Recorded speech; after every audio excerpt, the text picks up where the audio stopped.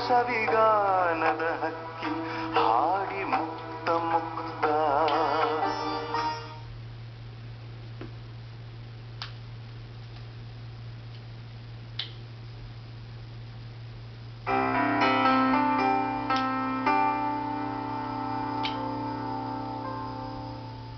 ನಮಸ್ಕಾರ ಆನಂದರಾಜ್ ಅವ್ರಿಗೆ.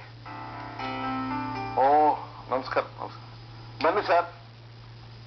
ನಮಸ್ಕಾರ. ನಮಸ್ಕಾರ. ಕೂತ್ಕೊಳ್ಳಿದೆ. Thank you.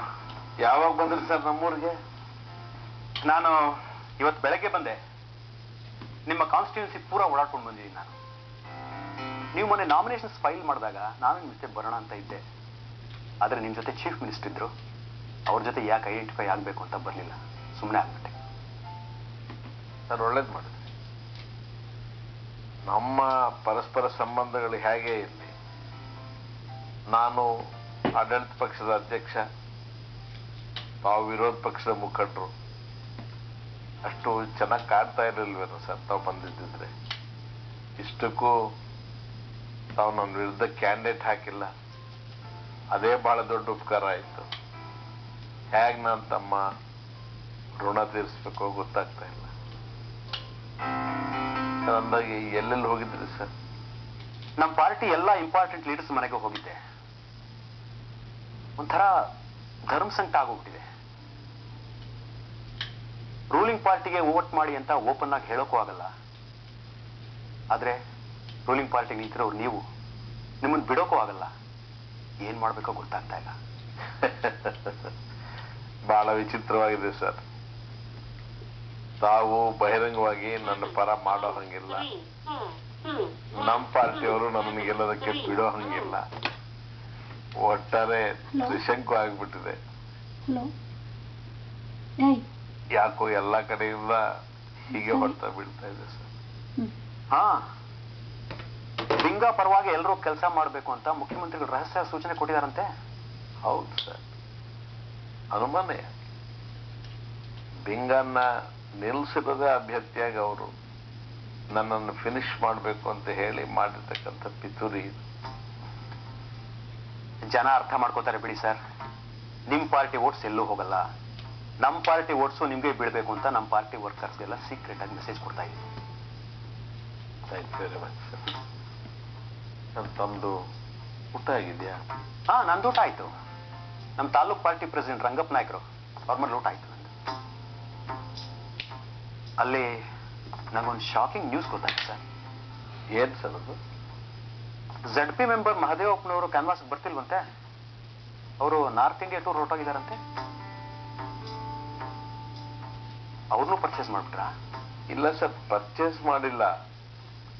ಯಾವುದೋ ಒಂದು ಮರ್ಡರ್ ಕೇಸಲ್ಲಿ ಸಿಕ್ ಹಾಕಿಸ್ತೀವಿ ಅಂತ ಹೆದರಿಸ್ಬಿಟ್ಟಿದ್ದಾರೆ. ಮರ್ಡರ್ ಕೇಸಾ? ಪಾಪ ಹೆದರಿ ಓಡ್ ಬಂದ. ಬೇಡ ಹೋಗಪ್ಪ, ನೀನು ಎತ್ಲಾಗಾದ್ರೂ ಟೂರ್ ಹೋಗು, ಇಲ್ಲದಿದ್ರೆ ಅವರು ಅಷ್ಟು ಮಾಡೋರೆ ಅಂತ ಹೇಳಿದೆ. ಯಾವ ಮರ್ಡರ್ ಕೇಸಲ್ಲಿ ಸಿಕ್ಕಾಕ್ಸ್ತೀವಿ ಅಂತ ಹೆದರ್ಸ್ತಿದ್ದಾರೆ ಅವ್ರನ್ನ? ಸರ್, ಇವರು ಮಹಾದೇವಪ್ಪ ಅವರು ಆಕ್ಚುಲಿ ಇಬ್ರು ಬ್ರದರ್ಸ್ ಸರ್. ತಮ್ಮ ಒಬ್ಬ ಇದ್ದಾನೆ. ಅವನು ಸ್ವಲ್ಪ ಸೈಕಿಕ್ ಪೇಷಂಟ್, ಆರೋಗ್ಯ ಅಷ್ಟು ಚೆನ್ನಾಗಿರ್ಲಿಲ್ಲ, ಅವನಿಗೆ ಮದುವೆನೂ ಆಗಿರ್ಲಿಲ್ಲ. ಅವನು ರೀಸೆಂಟ್ ಆಗಿ ಸೂಯಿಸೈಡ್ ಮಾಡ್ಕೊಂಡ್ಬಿಟ್ಟ. ಏನು ಸಮಸ್ಯೆ ಇಲ್ಲ ಅಂದ್ರೆ ಅವನ ಸೂಯಿಸೈಡ್ ಮಾಡ್ಕೊಂಡಾಗ ನೋಟ್ ಗೀಟ್ ಏನ್ ಬಿಟ್ಟಿರ್ಲಿಲ್ಲ. ಯಾರೋ ಒಂದು ಮೂಗರ್ಜಿ ಬರೆದಿದ್ದಾರೆ. ಅವನ ಆಸ್ತಿ ಲಪ್ಟಾಯಿಸೋದಕ್ಕೆ ಮಹದೇವಪ್ಪನೇ ಅವನ ಪ್ರಾಣ ತೆಗೆದ, ಅವನ ಮೇಲೆ ಕೇಸ್ ಹಾಕ್ಬೇಕು ಅಂತ ಹೇಳಿ. ಏನ್ ಮಾಡೋದು ಹೇಳಿ ಸರ್? ಅಧಿಕಾರ ಅವ್ರ ಕೈಯಲ್ಲಿದೆ. ನೀನು ಆನಂದರಾಜ್ ಅವ್ರ ಪರವಾಗಿ ಕೆಲಸ ಮಾಡಿದ್ರೆ ಕೇಸ್ ಓಪನ್ ಮಾಡ್ತೀವಿ. ಪಾಪ ಕಣ್ಣೀರು ಹಾಕೊಂಡು ಬಂದು ನನ್ನ ಎದುರು ನಿಂತ್ಕೊಂಡ. ನಾನು ಹೇಳಿದೆ, ನನ್ನ ಎಲೆಕ್ಷನ್ ಎಲ್ಲಾದ್ರೂ ಹಾಳಾಗೋಗ್ಲಿ ಹೋಗಪ್ಪ, ನೀನೆಲ್ಲಾದ್ರೂ ಒಂದ್ ಕಡೆ ದೂರ ಟೂರ್ ಹೊರಟೋಗು, ಸ್ವಲ್ಪ ದಿವಸ ಇಲ್ಲಿ ಕಾಣಿಸ್ಕೋಬೇಡ, ಅನ್ಯಾಯವಾಗಿ ಕೇಸಲ್ಲಿ ಸಿಕ್ಸಿ ಪಾಪ ಇನ್ ಮತ್ತೆ ಸಂಸಾರ ನಾಶ ಆಗುತ್ತೆ ಅಂತ ಹೇಳಿ ನಾನೇ ಹೋಗಕ್ಕೆ ಹೇಳಿದೆ ಸರ್. ಮತ್ತೆ ಹೇಗೆ ಸರ್? ಅವರೇ ಅಲ್ವಾ ನಿಮ್ಮ ಎಲ್ಲ ಎಲೆಕ್ಷನ್ಗಳಲ್ಲೂ ನಿಮ್ಮ ಬಲಗೈ ತರ ಕೆಲಸ ಮಾಡ್ತಾ ಇದ್ದಿದ್ದು? ಹೌದು ಸರ್, ತಮಗ್ ಗೊತ್ತಿಲ್ಲದೆ ಇರೋದು ಏನಿದೆ ಹೇಳಿ? ಎಲ್ಲ ಜವಾಬ್ದಾರಿ ಬಿಗಿನಿಂಗ್ ಇಂದ ಕಡೆಯವರೆಗೂ ಆತ ತೆಗೆದುಕೊಳ್ತಾ ಇದ್ದಿತ್ತು. ಮತ್ತೆ ಈ ಕಷ್ಟ ಆಗಲ್ವಾ ನಿಮ್ಗೆ? ಕಷ್ಟ ಏನ್ ಸರ್, ನೀವು ಆತ್ಮೀಯರು, ನಿಮ್ಮ ಹತ್ರ ಏನು ಮುಚ್ಚಿಡ್ತಕ್ಕಂಥದ್ದು ಏನೂ ಇಲ್ಲ. ಒಬ್ಬರೊಬ್ಬರಿಗೂ ಇಂಥ ಚಿತ್ರಹಿಂಸೆ ಕೊಡ್ತಾ ಇದ್ದಾರೆ. ನನ್ನ ಪರ ನಿಂತಿರ್ತಕ್ಕಂಥವ್ರಿಗೆ. ನೋಡಿ, ನನ್ನ ಪಕ್ಕದ ಕಾನ್ಸ್ಟಿಟ್ಯೂನ್ಸಿ MLAs ನರಸಿಂಹನಾಯ್ಡು ಮತ್ತು ನಾಗರಾಜ್ ಗೌಡ, ಅವ್ರದ್ದು ಒಂದೊಂದು ಹೋಬಳಿ ನನ್ನ ಕಾನ್ಸ್ಟಿಟ್ಯೂನ್ಸಿಗೆ ಸೇರುತ್ತೆ. ಅವರಿಗೆ ಚೀಫ್ ಮಿನಿಸ್ಟರ್ ಕರೆದು ಖುದ್ದಾಗಿ ಒಳಗಡೆಯಿಂದ ತಾಕೀತು ಮಾಡಿದ್ದಾರೆ, ನೀವು ಕಾಣಿಸ್ಕೋಬಾರ್ದು, ನೀವು ಕ್ಯಾನ್ವಾಸ್ ಮಾಡಬಾರ್ದು ಆನಂದರಾಜ್ ಅವ್ರಿಗೆ. ಹೇಗೆ ಧೈರ್ಯ ಮಾಡ್ತಾರೆ ಹೇಳಿ? ಮಹಾದೇವಪ್ಪ ಹೀಗದ, ಅವರಿಬ್ರು ಊರು ಬಿಟ್ಟು ಹೋಗಿದ್ದಾರೆ. ಒಬ್ಬೊಬ್ಬ ಲೀಡರ್ನು ಹುಡುಕಿ ಹುಡುಕಿ ಹುಡುಕಿ ಹುಡುಕಿ ಅವ್ರಿಗೆ ಇಲ್ಲ ಆಮಿಷ ತೋರಿಸಿ ಕೊಂಡ್ಕೊಳ್ಳೋದು, ಇಲ್ಲ ಹೆದರ್ಸೋದು. ಯಾರೂ ನನ್ನ ಪರ ನಿಲ್ಬಾರ್ದು. ಬ್ಯಾಡಿ ಸರ್, ಇಂಥ ಸ್ಥಿತಿಯನ್ನು ನಾನು ಎಂದೂ ನನ್ನ ರಾಜಕೀಯ ಜೀವನದಲ್ಲಿ ಅನುಭವಿಸೇ ಇರಲಿಲ್ಲ. ಇಷ್ಟು ಸಾಲದು ಅಂತ ನಿಮ್ ಚಿಕ್ಕಪ್ಪ ಅವ್ರ ಮಗ ಶಿವರಾಜ್ ನಂದೀಪುರ್ ನಿಮ್ ವಿರುದ್ಧ ರೆಬೆಲ್ ಕ್ಯಾಂಡಿಡೇಟ್ ಆಗಿ ನಿಂತಿದ್ದಾರಂತೆ. ಯಾಕೆ ಹಾಗೆ ಮಾಡಿದ್ರು ಶಿವರಾಜ್ ಅವರು? ನಿಮ್ ಜೊತೆ ಚೆನ್ನಾಗಿ ಇದ್ರಲ್ವ ಅವರು? ಹಿಂದಿನ ದಿವಸ ಬೆಳಗ್ಗೆ ನನ್ನ ಜೊತೆ ಕಾರಲ್ಲಿ ಓಡಾಡ್ಕೊಂಡಿದ್ದೆ ಸರ್. ಅವನೇನೋ ಆ ಬಿಂಗ 50 ಲಕ್ಷ ಕೊಟ್ಟಿರೋನ್ ಖರೀದಿ ಮಾಡಿದಾನೆ ಅಂತ ಹೇಳ್ತಾರೆ. ಯಾವ ಮಟ್ಟಕ್ಕೆ ಹೋಗ್ತಾರೆ ನೋಡಿ ಜನ. ರೆಬಲ್ ಕ್ಯಾಂಡಿಡೇಟ್ ಆಗಿದ್ದಾನೆ. ಉದ್ದೇಶ ನಿಮಗೆ ಗೊತ್ತು, ನನ್ನ ಸಮಾಜದ ಮತಗಳನ್ನ ವಿಭಜನೆ ಮಾಡಬಹುದು ಅಂತ ಹೇಳಿ ಅವನ್ನ ಕ್ಯಾಂಡಿಡೇಟ್ ಮಾಡಿದ್ದಾನೆ. ನೋಡಿ, ಅವ್ರು ನನ್ನ ಕಮ್ಯುನಿಟಿ MLAs, ಆ ಶಿವರಾಜು ಮತ್ತೆ ಆ ರಾಂಪುರೆ, ಅವರಿಬ್ಬರು ಕೂಡ ದುಡ್ಡು ತಗೊಂಡು ಅವನ್ ಬಿಂಗ ಹತ್ರ 50 ಲಕ್ಷ ತಗೊಂಡಿದ್ದಾರಂತೆ. ಅವನ್ ಪರ ಓಡಾಡ್ತಿದ್ದಾರೆ ಸರ್. ಯಾರಿಗೆ ಹೋಗಿ ಹೇಳ್ಕೊಳ್ಳಿ, ನಾನು ಏನ್ ಮುಖ ತೋರಿಸ್ಬೇಕು? ತಾವು ಹೇಳಿ ಸರ್, ನಿಮ್ಮ ಅನುಭವ ಏನ್ ಹೇಳುತ್ತೆ? ಮುಖ್ಯಮಂತ್ರಿಗಳೇ ಒಳಗಿಂದ ಒಳಗೆ ಸೂಚನೆ ಕೊಡದೆ ಹೋದರೆ ಈ ತರ ಅಧಿಕೃತವಾಗಿ ಪಾರ್ಟಿ MLAs ಎಲ್ಲ ಪಾರ್ಟಿ ಕ್ಯಾಂಡಿಡೇಟ್ ವಿರುದ್ಧ, ಅದು ಪಕ್ಷದ ಅಧ್ಯಕ್ಷನಾಗಿರ್ತಕ್ಕಂಥ ಒಂದು ವಿರುದ್ಧ ಪಿತೂರಿ ಮಾಡಕ್ ಧೈರ್ಯ ಬರುತ್ತಾ? ಒಂದು ಚಕ್ರವ್ಯೂಹ ತರ ರಚನೆ ಮಾಡ್ಬಿಟ್ಟಿದ್ದಾರೆ. ಮಧ್ಯೆ ಸಿಕ್ಕಿ ಹಾಕ್ಸ್ಬಿಟ್ಟು ನಾನು ಈಚೆಗೆ ಬರೋಕ್ಕೆ ಜಾಗನೇ ಇರಬಾರ್ದು. ನನಗೆ ಡಿಪಾಸಿಟ್ ಬರುತ್ತೋ ಬರೋದಿಲ್ವೋ ಅಂತ ಹೇಳಿ ಅನುಮಾನ ಬರೋ ಹಂಗೆ ಜನನೇ ಅಲ್ಲಿ ಇಲ್ಲಿ ನಿಂತು ಮಾತಾಡ್ಕೋಬೇಕು. ಆ ರೀತಿ ಅಭಿಪ್ರಾಯ ರೂಪಿಸೋ ಹಂಗೆ ವಾತಾವರಣ ಸೃಷ್ಟಿ ಮಾಡ್ಬಿಟ್ಟಿದ್ದಾರೆ. ನೀವ್ ಹೆದರ್ಕೋಬೇಡಿ ಸರ್, ನಿಮ್ ಕಮ್ಯುನಿಟಿ ಓಟ್ಗಳಿಂದಾನೇ ನೀವು ಯಾವತ್ತೂ ಗೆದ್ದಿಲ್ಲ. ಎಲ್ಲಾ ಜಾತಿಯವ್ರ ಜೊತೆ ನೀವು ಪ್ರೀತಿಯಿಂದ ಇರ್ತೀರಿ, ಎಲ್ಲಾ ಜಾತಿ ಜನ ನಿಮ್ಗೆ ವೋಟ್ ಮಾಡ್ತಾರೆ. ಇನ್ನೊಂದು ಅನುಕೂಲ ಆಗಿದೆ, ಶಿವರಾಜ್ ಒಂದು ಪಾಂಪ್ಲೆಟ್ ಹೊಡಿಸಿದ್ದಾರೆ, ನೋಡಿದೀರಾ? ಹೌದು ಸರ್, ನೋಡಿದೆ.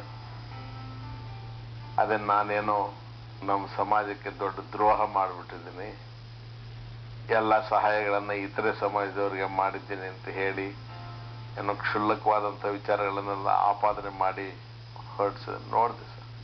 ನೋಡಿ ಏನೇನೆಲ್ಲ ಮಾಡ್ತಿದ್ದಾರೆ ನೋಡಿ. ಈ ಪಾಂಪ್ಲೆಟ್ ಹೊಡಿಸಿದ್ರಿಂದ ನಿಮ್ಗೆ ಅನುಕೂಲ ಆಗುತ್ತಲ್ಲ ಸರ್. ನೀವು ಎಲ್ಲಾ ಜಾತಿಯವ್ರ ಜೊತೆ ಇದ್ದೀರಿ ಅಂತ ಅರ್ಥ ಆಗುತ್ತೆ. ಎಲ್ಲರೂ ಜಾತಿ ಮೀರಿ ನಿಮ್ಗೆ ಸಪೋರ್ಟ್ ಮಾಡ್ತಾರೆ. ನಾನು ಶಿವರಾಜ್ ಮನೆಗೆ ಹೋಗಿದ್ದೆ, ಚೆನ್ನಾಗಿ ತರಾಟೆಗೆ ತಗೋಣ ಅಂತ. ಈಗ ಅಲ್ಲಿಂದಾನೇ ಬರ್ತಾ ಇದ್ದೀನಿ. ಸಿಕ್ಕಿದ್ರು ಸರ್? ಇಲ್ಲ, ಅವ್ರಿನ್ನ ಕ್ಯಾನ್ವಾಸ್ ಇಂದ ಬಂದಿರಲಿಲ್ಲ. ಆದರೆ ಅವ್ರ ಮನೆಯಲ್ಲಿ ಎಲ್ಲರೂ ತುಂಬಾ ಬೇಸರ ಮಾಡ್ಕೊಂಡಿದ್ದಾರೆ ನಿಮ್ಮ ವಿರುದ್ಧ ರೆಬೆಲ್ ಕ್ಯಾಂಡಿಡೇಟ್ ಆಗಿ ಸ್ಪರ್ಧೆ ಮಾಡಿರೋದಕ್ಕೆ. ಇವತ್ತು ಅವ್ರ ಮನೆ ದೀಪ ಬೆಳಗ್ತಿರೋದು ನಿಮ್ಮಿಂದಾನಂತೆ. ಆದರೆ ನಿಮಗೆ ಇಂಥ ದ್ರೋಹ ಮಾಡ್ಬಿಟ್ರಲ್ಲ ಅವರು ಅಂತ ಅವ್ರ ಹೆಂಡತಿ ಕಣ್ಣಲ್ಲಿ ನೀರು ಹಾಕ್ಕೊಟ್ರು. ಅವ್ರ ಮಗ ಭರತ್ ಮತ್ತು ಸರಸ್ವತಿಯವರು ತುಂಬಾ ರಾಂಗ್ ಆಗ್ಬಿಟ್ಟಿದ್ದಾರೆ. ಅವ್ರ ಮಗ ನಾಳೆ ಅವ್ರ ಅಪ್ಪನ ವಿರುದ್ಧ ಇನ್ನೊಂದು ಪಾಂಪ್ಲೆಟ್ ಹೊಡಿಸ್ತಾನಂತೆ. ಅವ್ರ ಅಪ್ಪ ದ್ರೋಹಿ, ಎಲ್ಲರೂ ಆನಂದರಾಜ್ಗೆ ವೋಟ್ ಮಾಡಬೇಕು ಅಂತ ಪಾಂಪ್ಲೆಟ್ಸ್ ಹೊಡಿಸಿ ಅವರೇ ಸ್ವತಃ ಹಂಚ್ಕೊಂಡು ಬರ್ತಾರಂತೆ. ನಿಮ್ ಕಮ್ಯುನಿಟಿ ವೋಟ್ಸು ಡಿವೈಡ್ ಆಗಲ್ಲ, ಎಲ್ಲ ನಿಮ್ಗೆ ಬೀಳುತ್ತೆ ಅನ್ನೋ ಥರದಲ್ಲಿ ಭರತ್ ಮತ್ತು ಸರಸ್ವತಿ ಅವರು ಹೇಳಿದ್ರು. ನಾಳೆ ಅವರಿಬ್ರು ಬಂದು ನಿಮ್ಮನ್ನು ಭೇಟಿ ಮಾಡ್ತಾರಂತೆ. ನೀವು ಅಷ್ಟೊಂದು ಆತಂಕ ಪಟ್ಕೋಬೇಡಿ. ಅವ್ರು ಎಷ್ಟೇ ಆಟ ಆಡಿದ್ರು ಜನ ನಿಮ್ಮನ್ನು ಅರ್ಥ ಮಾಡ್ಕೋತಾರೆ. ನೀವು ಗೆದ್ದೇ ಗೆಲ್ತೀರಿ. ನಮ್ಮ ಪಾರ್ಟಿ ವೋಟ್ಸು ನಿಮ್ಗೆ ಬೀಳ್ಬೇಕು ಅಂತ ಸೀಕ್ರೆಟ್ ಆಗಿ ಮೆಸೇಜ್ ಕಳಿಸಿದೀವಿ. ನೀವು ಗೆಲ್ಲೋದು ಅಷ್ಟೊಂದು ಕಷ್ಟ ಆಗ್ಲಾರ್ದು, ಯೋಚನೆ ಮಾಡಬೇಡಿ. ಸರಿ, ತಡ ಆಯ್ತು, ನಾನು ಹೊರಡ್ಲಾ? ಸರ್, ಸರಿ, ಆತಂಕದ ಸಮಯದಲ್ಲಿ ತಾವು ನನ್ನ ಮನೆಗೆ ಬಂದು ಧೈರ್ಯ ಕೊಟ್ಟಿದ್ದು ಬಹಳ ಉಪಕಾರ ಆಯ್ತು ಸರ್. ನಾನು ಹೇಗೆ ತಮ್ಮ ಋಣ ತೀರಿಸ್ಬೇಕು ನನಗಂತೂ ಗೊತ್ತಾಗ್ತಾ ಇಲ್ಲ. ಮಾತಾಡಬೇಡಿ ಆನಂದರಾಜ್ ಅವರೇ, ಇದು ನನ್ನ ಕರ್ತವ್ಯ. ಆದ್ರೆ ನಾನು ಯೋಚನೆ ಮಾಡ್ತಿರೋದು ರಾಜಕೀಯ ಯಾವ ಮಟ್ಟಕ್ಕೆ ಇಳಿದು ಹೋಯ್ತು ಅನ್ನೋದ್ರ ಬಗ್ಗೆ. ಇಲ್ಲಿ ರಾಜಕೀಯ ಅಲ್ವಲ್ಲ ಸರ್, ರಾಜಕಾರಣದ ರೂಪದಲ್ಲಿ ಬಿಸ್ನೆಸ್ ಮನ್ನ ನಾವು ಫೈಟ್ ಮಾಡಬೇಕು. ಎಂತಹ ಡೆಡ್ಲಿ ಕಾಂಬಿನೇಷನ್ ನೋಡಿ. ರಾಜಾನಂದ ಸ್ವಾಮಿ ಅವರ ಕ್ರಿಮಿನಲ್ ಮೈಂಡ್ ಜೊತೆಗೆ ಕ್ರಿಕೆಟ್ ಬಿಸ್ನೆಸ್ ಮ್ಯಾನ್ ಈ ಬಿಂಗ, ಇವರ ಕಾಂಬಿನೇಷನ್ ನಾವು ಫೈಟ್ ಮಾಡಬೇಕು. ಸುಲಭ ಅಲ್ಲ.